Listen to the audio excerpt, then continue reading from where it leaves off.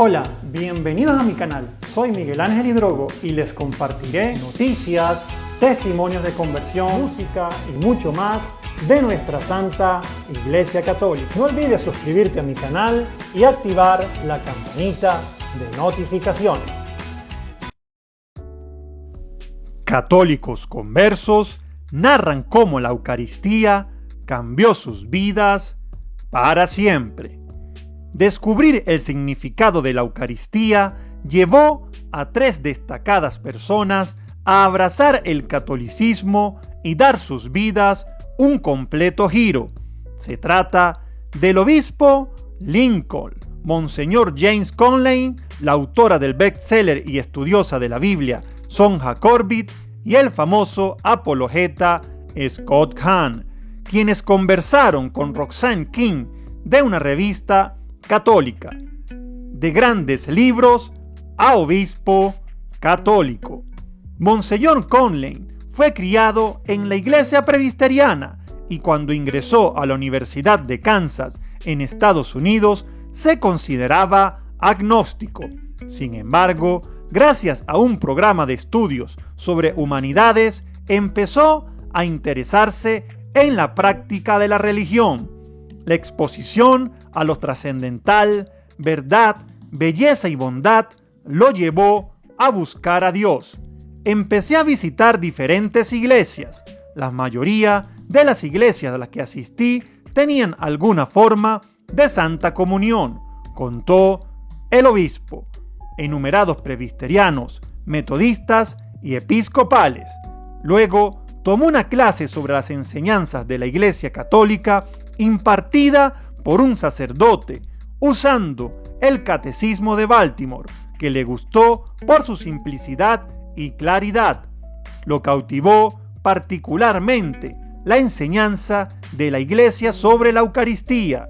Entre las iglesias visitadas, solo los católicos creen en la transubstanciación. Los ortodoxos comparten una creencia similar. De acuerdo a este misterio, cuando el sacerdote pronuncia en la consagración las palabras que dijo Cristo en la última cena, las especies eucarísticas se convierten en el cuerpo, la sangre, el alma y la divinidad del Señor, aunque mantengan la apariencia de pan y vino. Eso me sorprendió, que Cristo está verdaderamente presente objetivamente, relató Monseñor Conley. También le conmovió que la Iglesia Católica siga fielmente el mandato de Cristo a los apóstoles. Hagan esto en memoria mía. Lucas 22:19. En otras palabras, yo continué con esto, dijo Monseñor Conley. Para él era única la reverencia y respeto de los católicos por la Eucaristía, ya que en otras iglesias notó que los restos de comunión iban a un armario. En los templos católicos, las especies eucarísticas se colocan cuidadosamente en un copón, que luego se conserva en el tabernáculo. Ante este se arrodillan los católicos, pues dentro está la presencia de Dios. Quedó aún más asombrado la primera vez que asistió a la bendición del Santísimo Sacramento y fue testigo de cómo el sacerdote retiraba con reverencia la Eucaristía del tabernáculo y la exponía en una custodia magnífica para su veneración. Fue entonces cuando me di cuenta, vaya, estos católicos realmente creen. Es Cristo, dijo Monseñor Conley. A los 20 años, el 6 de diciembre de 1975, durante su tercer año de universidad, se convirtió al catolicismo. La verdad de la presencia real de Jesús fue fundamental para mi eventual conversión al catolicismo, escribió Monseñor Conley en una columna el mes pasado. Las palabras de Jesús en el Evangelio de Juan, capítulo 6, continuaron intrigándome. En verdad les digo, a menos que coman la carne del Hijo del Hombre y beban su sangre, no tienen vida dentro de ustedes.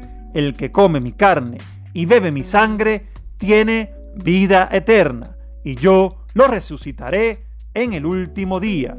Si realmente creía que estas palabras eran verdaderas, entonces tenía que convertirme en católico.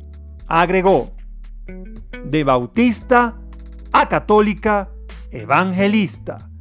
Sonja Corbett, una ex bautista, comenzó a escudriñar la Reforma protestante después de experimentar 2 divisiones de iglesia en la pequeña parroquia rural a la que ella y su esposo asistían a las afueras de Nashville.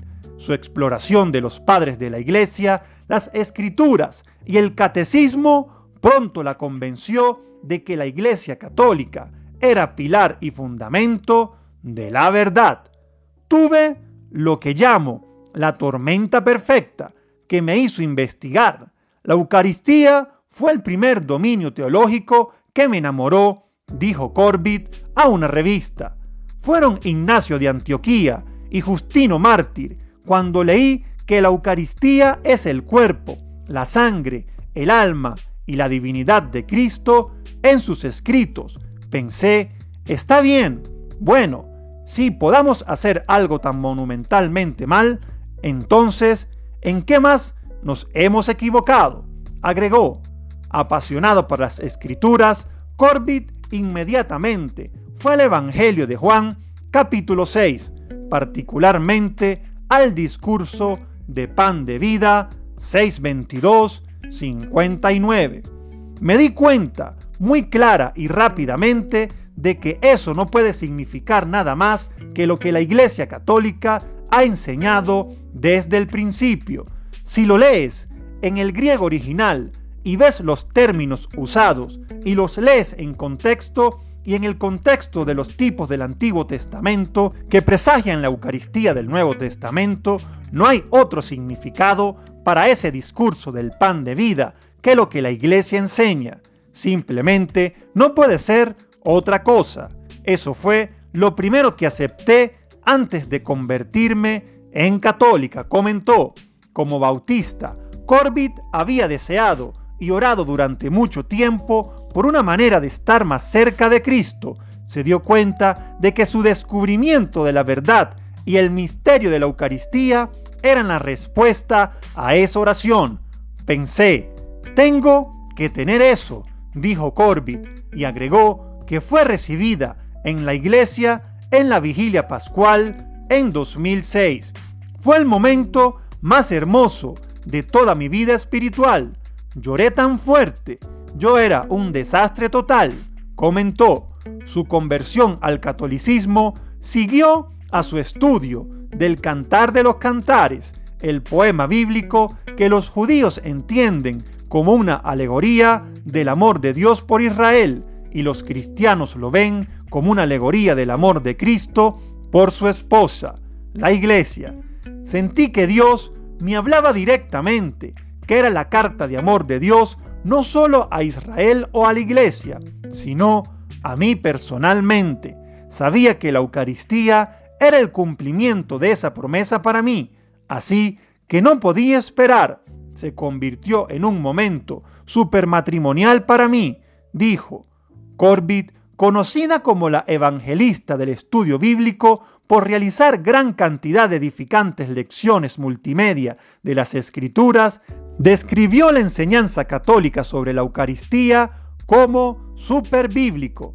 Es la doctrina del cristianismo más preparada en el Antiguo Testamento, excepto posiblemente por el pacto y el amor de Dios por nosotros, comentó. De ministro presbiteriano a apologeta católico.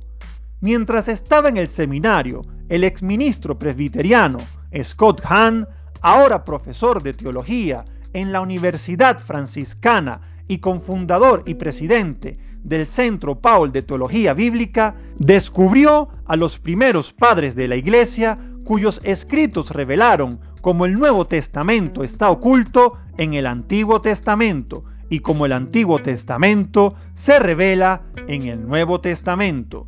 Cuando predicaba, mostraba cómo Jesús es el nuevo Moisés o el nuevo Salomón o el Cordero Pascual. A mi congregación le encantó tanto como a mí, pero cuando más profundizaba en la predicación patrística y en la lectura de las Escrituras, más claramente se volvía eucarística. Pero la iglesia de Hank no tenía la Eucaristía, más bien la creencia presbiteriana sobre su cena del Señor es que Cristo está presente, pero el pan y el vino son meros símbolos. Esto llevó al entonces anticatólico Hank a una misa como observador, no como participante, con su Biblia abierta a su lado. En esa primera misa escuché las palabras de consagración y me doy cuenta, esto no es pan, esto es su cuerpo, esto no es vino, esto es su sangre. Cuando todos empezaron a cantar Cordero de Dios, que quitas el pecado del mundo, fue cuando se abrieron los cielos, recordó. Una hora después de que terminó la misa, Hank todavía estaba sentado en el banco trasero de la capilla, preguntándose si había estado en una misa entre semana o en la adoración celestial de los ángeles y santos en las cenas de la boda del Cordero, como se describe en Apocalipsis 19:9. Era una capilla en el sótano y la liturgia celestial del Apocalipsis de Juan dijo de los padres de la iglesia. Hank había aprendido que para la Pascua, la liberación de los israelitas de la esclavitud en Egipto, los judíos no solo sacrificaron un cordero y rociaron su sangre en los postes de sus puertas como rescate, sino que también tuvieron que comer el cordero. Esa no era una opción. Sí es cierto que para el antiguo pacto no es menos cierto, sino más cierto para el nuevo pacto, dijo Hank. Cristo hizo esas provisiones y no solo dijo, mi carne es verdadera comida y mi sangre es verdadera bebida. El que come mi carne y bebe mi sangre permanece en mí y yo en él. Juan 6, 55-56. Sino en el cenáculo, un año después, encarna realmente esa enseñanza al hacer del pan su cuerpo y del vino su sangre. Al leer todo esto a través de los ojos de los padres, no solo estaba conectado en el Antiguo Testamento y el Nuevo, sino que aún más estaba conectada la Pascua y la Eucaristía. La Eucaristía como Pascua de la Nueva Alianza es lo que iluminó el misterio del Viernes Santo, explicó. Hank entendió que la última cena con los apóstoles en el Jueves Santo es lo que transformó el Viernes Santo de simplemente otra ejecución romana en un sacramento. La Eucaristía es donde se inicia el sacrificio de Cristo. El Calvario es donde se consuma el sacrificio. Dijo, el domingo de Pascua, con la resurrección de Cristo, ese sacrificio se convierte en el sacramento y cuando Cristo asciende al cielo, lo que ofrece en el cielo es su cuerpo glorificado. Lo que recibimos y lo que ofrecemos en la tierra en la misa es el cuerpo glorificado de Cristo, agregó. Hank dijo que el estudio de las Escrituras le había llevado a la fe eucarística. Ir a mi primera misa fue lo que me llevó a la devoción eucarística, acotó. La resurrección de Cristo no solo causa la transubstanciación, de modo que el pan y el vino se convierten en el cuerpo y la sangre resucitado de Cristo, explicó Hank, sino que pone en marcha lo que eventualmente será la resurrección de nuestros cuerpos. Cuando recibimos el cuerpo resucitado de Cristo en la Eucaristía, el Salvador resucitado transforma nuestra carne mortal en su carne inmortal. Sinceramente creo que los católicos no reconocen lo asombrosa que es la gracia. Es lo que San Juan Pablo II llamó asombro eucarístico. Es asombroso lo poco asombrados que estamos por lo que profesamos, dijo. Hank recibió la Eucaristía por primera vez en la vigilia de Pascua de 1986. casi esperaba campanas y silbidos, voces de ángeles, un toque de trompeta del cielo. Lo que realmente estaba ahí es como lo extraordinario se esconde en lo ordinario. Regresé 100% convencido de que el Señor Jesús, a quien había servido, estudiado y enseñado, ahora estaba unido a mí de una manera que nunca antes lo había estado. Concluyó. Me gustaría conocer tu opinión en la caja de comentarios. Muchísimas bendiciones.